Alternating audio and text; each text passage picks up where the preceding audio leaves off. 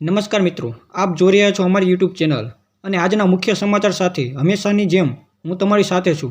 ચાલો કરીએ આજના ટોપ 5 સમાચાર પર નજર।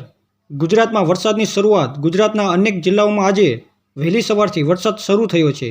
ખાસ કરીને સૌરાષ્ટ્રના જૂનાગઢ, અમરેલી અને ગીર સોમનાથ જિલ્લામાં ભારે વરસાદ નોંધાયો છે।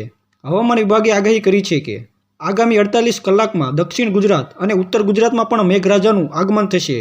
રાજ્યમાં વીજળીના દરમાં વધારો। જીએસબીસીએ નવી ટેરિફ જાહેર કરી છે, જેના અંતર્ગત ઉદ્યોગો અને ઘરેલું ગ્રાહકો માટે વીજળી થોડી મોંઘી બનશે।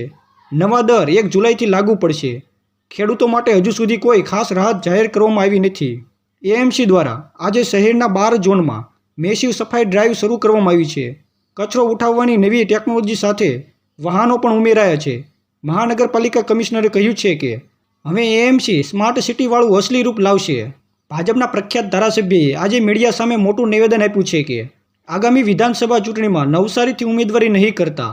તેમના આ પગલાંથી પાર્ટી સર્કલમાં ચર્ચા જોરદાર બની છે।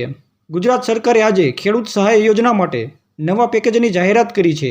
મુખ્યમંત્રી ભૂપેન્દ્ર પટેલે જણાવ્યું છે કે હવે નાના ખેડૂતોએ 2 હેક્ટર સુધીની જમીન માટે 10,000 રૂપિયાની સીધી સહાય મળશે। 15 જુલાઈથી અરજી પ્રક્રિયા શરૂ થશે।